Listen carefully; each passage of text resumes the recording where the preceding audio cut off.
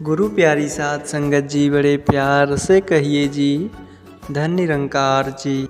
आशा करते हैं कि आप सभी संत महापुरुष सतगुरु माता जी के आशीर्वाद से जहाँ भी होंगे सेवा सिमरन और सत्संग करते हुए सतगुरु के चरणों से जुड़ करके खुश होंगे, स्वस्थ होंगे, प्रसन्न होंगे।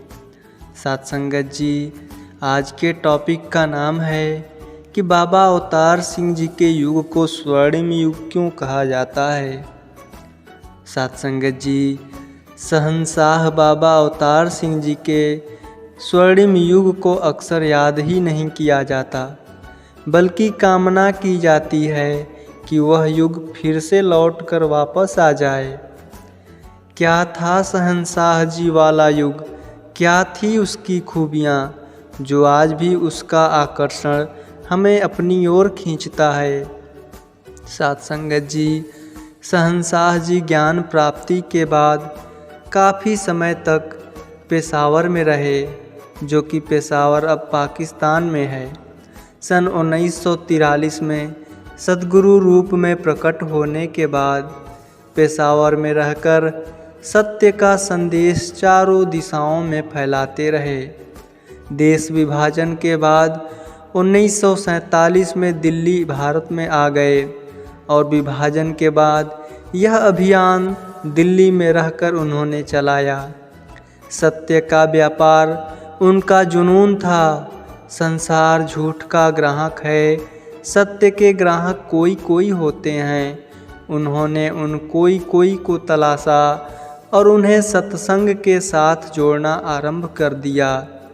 परमार्थ के इस कार्य में उन्होंने दिन रात एक कर दिया। शहंशाह जी के समय में समाज में बहुत गरीबी थी, आर्थिक पीड़ा परेशानी थी, पर लोगों के बीच में अपार प्यार और अनहद अपनापन था। आज हर आदमी के लिए खाना पीना पहनना उस जमाने जितना मुश्किल नहीं रहा, पर घरों में जो समृद्धि आई वह केवल भौतिकता के स्तर पर ही आई।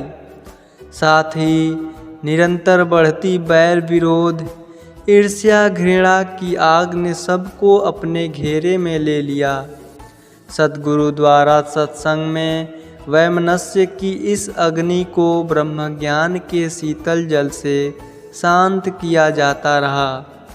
जीवन को जीवन बनाना, मानव को मानव के करीब लाना, शहंशाह जी का यह महान उपकार बार बार याद आता है और भक्तजन आग्रह पूर्वक कहते हैं कि शहंशाह जी वाला युग फिर से आना चाहिए। साध संगत जी, आज सद्गुरु माता जी अमन प्यार के इस अभियान द्वारा ठंडक देने का बीड़ा उठाए हुए हैं और जो लोगों के मनों की अनूठी खुशी का कारण बना है।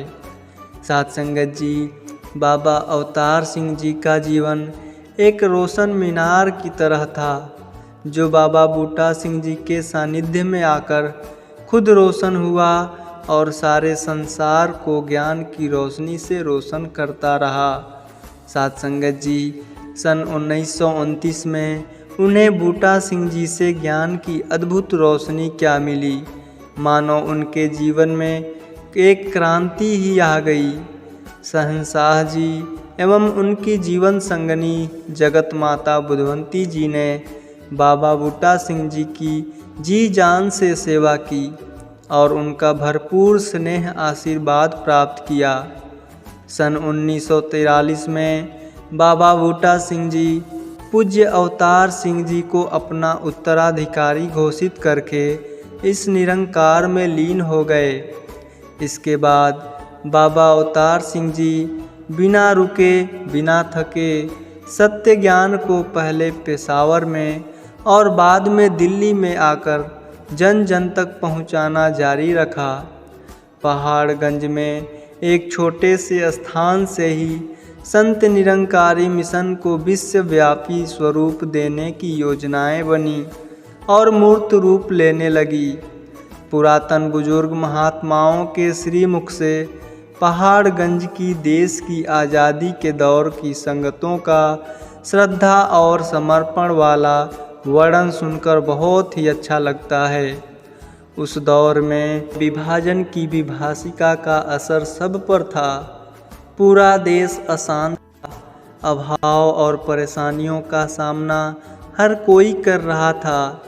फिर भी बाबा अवतार सिंह जी की सोच कहीं बहुत आगे से आगे का स्वरूप लेकर आगे बढ़ रही थी। साथ संगत जी शहंशाह जी के सुयोग्य युवा पुत्र सज्जन सिंह जी के ब्रह्मलीन होने पर जो श्रद्धांजलि सभा पहाड़गंज क्षेत्र दिल्ली में आयोजित हुई, वह 250-300 महापुरुषों का इकट्ठा दिल्ली का पहला निरंकारी संत समागम कहलाया और फिर संत समागमों की अविरल धारा बहती रही। सत्संगत जी स्थान की कमी होने लगी तो दिल्ली के विभिन्न क्षेत्रों को संत समागम का आयोजन स्थल बनाया गया, जो अंततः संत निरंकारी आध्यात्मिक स्थल समालखा के स्वयं के विशाल भूखंड पर होने लगा। सन 1948 में शहंशाह जी ने दूरदृष्टि का परिचय देते हुए संत निरंकारी मंडल की स्थापना करके इसे पंजीकृत करवाया। संत निरंकारी सेवा दल, संत निरंकारी कॉलोनी दिल्ली आदि की योजनाएं भी साकार हुईं। बाबा बूटा सिंह जी का पेशावर में लगाया गया ज्ञान का जो बूटा आज विश्वव्यापी रूप ले चुका है। बाबा अवतार सिंह जी की, बाबा गुरबचन सिंह जी, बाबा हरदेव सिंह जी, माता सविंदर जी और आज सतगुरु माता सुदीक्षा जी ब्रह्म ज्ञान के प्रचार प्रसार के इस महाअभियान को निरंतर आगे बढ़ा रहे हैं। शहंशाह जी ने 7 सितारों की घोषणा की और उन्हें प्रचार प्रसार अभियान की अग्रणी भूमिकाएं सौंपी। उन पुरातन संतों ने प्राण प्रण से अपने कार्यों को पूरा करके सद्गुरु को रिझाया और यश कीर्ति के पात्र बने। इस अभियान में लाखों भक्त शामिल होते गए और देखते ही देखते हिंदू, मुस्लिम, सिख, ईसाई सभी धर्मों के अनुयायी आगे आए और देश भर में संगतों का जाल सा बिछ गया। प्रधान लाभ सिंह, बाबू महादेव सिंह, ऋषि व्यास देव जी, रूपलाल जी, लालो जी आदि संतों ने सत्य ज्ञान के प्रचार प्रसार के लिए दिन रात एक कर दिया। साथ संगत जी ऐसे ही कितने संत भक्त बाबा अवतार सिंह जी की रहमतों के पात्र बनकर भक्ति के आकाश में रोशन हुए। महात्मा संतोख सिंह जी तो शहंशाह जी का इशारा पाकर दलदल कीचड़ भरे सरोवर स्थल पर रहना आरंभ कर दिया। आज वह स्थान निरंकारी सरोवर के रूप में हजारों लाखों लोगों को अपनी ओर आकर्षित करता है। इतिहास ऐसे कितने ही उदाहरणों से भरा हुआ है जहां भक्तों ने जी भरकर सेवा की और भक्ति के आकाश पर दैदीप्यमान हुए।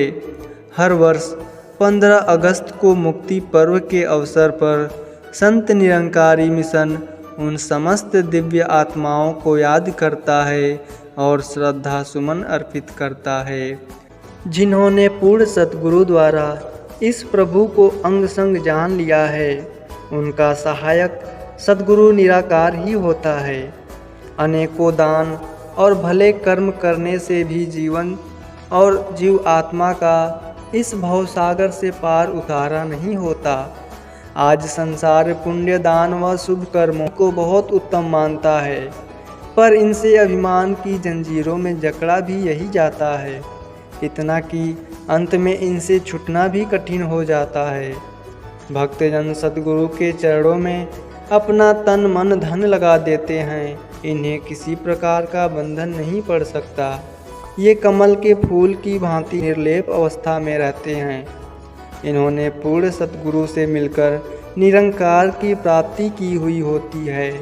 करोड़ों पापों का नाश करने वाले निरंकार को ये अंग संग मानते हैं। खाते पीते उठते बैठते इसका स्मरण करते हैं। इसी एक निराकार का यश गाते हैं। यही समर्पण भाव इन्हें मुक्ति प्रदान करता है। सात संगत जी बड़े प्यार से कहिए जी, धन निरंकार जी।